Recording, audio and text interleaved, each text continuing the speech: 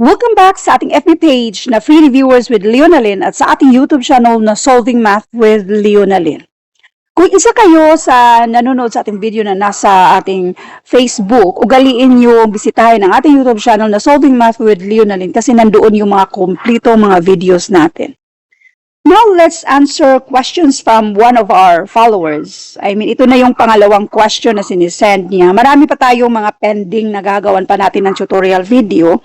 Kung isa kayo sa mayroong tanong when it comes to mathematics, lalo na sa math, na pwede natin gawan ng tutorial video, i-message nyo lang ako sa FB page na Free Reviewers with Leonalyn.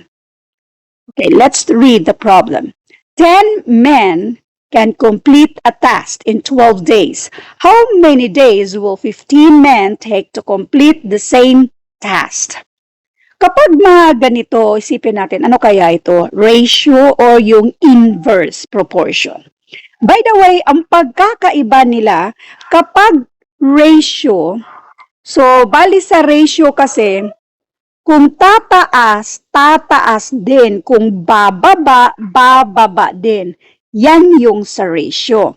Now, kapag inverse, yung inverse naman, kung tataas or dadami, bababa or mas lesser na yung number of hours or number of days.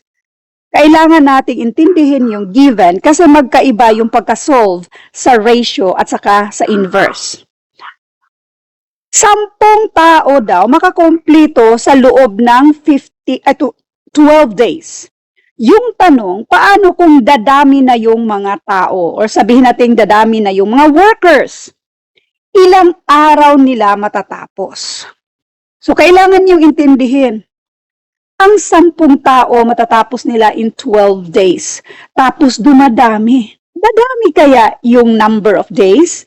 Malamang lesser. So, ito na yung tinatawag na inverse. So, paano ba isolve yung inverse? Sulat natin ito. Parang ratio lang din, pero magkaiba. Number of days, men, tapos yung number of days. 10 mga lalaki matatapos nila in 12 days. Itong 15 men, ilang araw kaya nila matatapos? So, let Y para sa number of days. Ganito kapag, sulat natin yung word na inverse. Inverse. So, ano nga ba yung inverse? Katulad nito, dumadami yung number of workers o itong mga men. Malamang, lesser na yung number of days. So, paano solve kapag inverse? Ganito tayo kapag inverse. Yan ang i-multiply natin. 10 times 12, this is 120. 10 times y, this ay 15 times y, that is 15y. Para makuha natin yung number of days. Since 15 ay pang-multiply, pang-divide na yan sa kabila. So, kayo na yung mag-isa-isa dito. 120 divided by 15. And this is 8.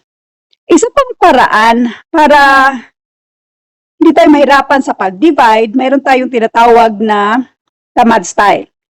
Ito, i-multiply natin yan siya. And then, we have 15y. Since pang-multiply yan siya para makuha natin yung value ni y, pang-divide na yan dito sa kabila. Itong si 12 at saka si 15, pariho itong ma-divide ng 3.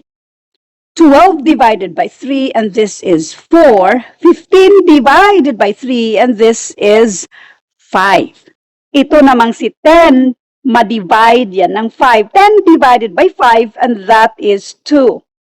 Ang natitira na lang dito ay itong 2 at saka si 4. I-multiply mo lang, that is 8. So anyway, ang sagot dito ay 8 days.